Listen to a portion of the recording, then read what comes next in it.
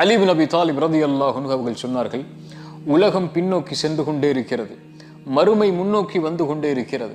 இரண்டுக்கும் பிள்ளைகள் உண்டு. நீங்கள் மறுமையின் பிள்ளைகளாக இருங்கள், உலகத்தின் பிள்ளைகளாக இருந்து விடாதீர்கள். இன்று செயல்படலாம், விசாரணை கிடையாது. நாளை விசாரிக்கப்படுவோம், மறுமையில் விசாரிக்கப்படுவோம். ஆனால் எந்த ஒரு செயலையும் செய்ய முடியாது.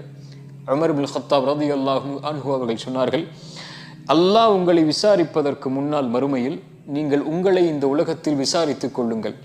யார் இந்த உலக வாழ்வில் தன்னை விசாரணை செய்து கொள்கிறானோ இவனுக்கு மறுமையின் விசாரணை எளிதாக இருக்கும் என்று. ஒரே ஒரு கேள்விதான், நாம் சுமந்து கொண்டிருக்கக்கூடிய இந்த செயல்பாட்டோடு மலக்குல் மௌத் எம்மை சந்தித்தால் படைத்த இறைவனை சந்திப்பதற்கு நானும் நீங்களும் தயாரா? என்ன தொழுகை நம்மிடத்தில் இருக்கிறது, என்ன ஹலாலான காரியங்கள் நம்மிடத்தில் இருக்கிறது, அல்லது எவ்வளவு ஹராமான காரியங்களை நாம் செய்து கொண்டிருக்கிறோம், என்ன நேர்மை இருக்கிறது அல்லது என்ன நேர்மையற்ற செயல்பாடுகளை நாம் செய்து கொண்டிருக்கிறோம். இந்த நிலையில் தொழுகை இல்லாத, நேர்மையற்ற, ஹராமான காரியங்களை செய்து கொண்டிருக்கக்கூடிய, படைத்த இறைவன் விரும்பாத காரியங்களை செய்து கொண்டிருக்கக்கூடிய சூழலில் மரணம் வந்தால் என்னாகும்? ஒருவேளை இஷாவை, தொழுகையை தொழாமல் நீங்கள் உறங்குகிறீர்கள், மலக்குல் மௌத் நீங்கள் தொழாமல் உறங்கிக் கொண்டிருக்கும் போது உங்களை வந்தடைந்தால் மறுமையில் எந்த நிலையில் அல்லாஹ்விற்கு முன்னால் நிறுத்தப்படுவீர்கள்?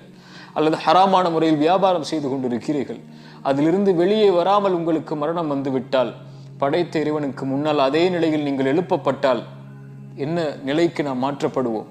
அல்லது ஹராமான காரியங்கள், படைத்த இறைவன் தடுத்த எத்தனையோ காரியங்கள் உண்டு, அந்த காரியத்தில் ஏதாவது ஒரு காரியத்தை சுமந்த நிலையில் நாளை மறுமையில் நாம் எழுப்பப்பட்டால் எம் நிலை என்ன? ஃபமன் யஅமல் மிஸ்கால தர்ரத்தின் கைரை யரா. கடுகளவு நன்மை செய்தாலும் அதை பெறக்கூடிய நாள் அது. கடுகளவு தீமை செய்தாலும் அதை பெறக்கூடிய நாள்.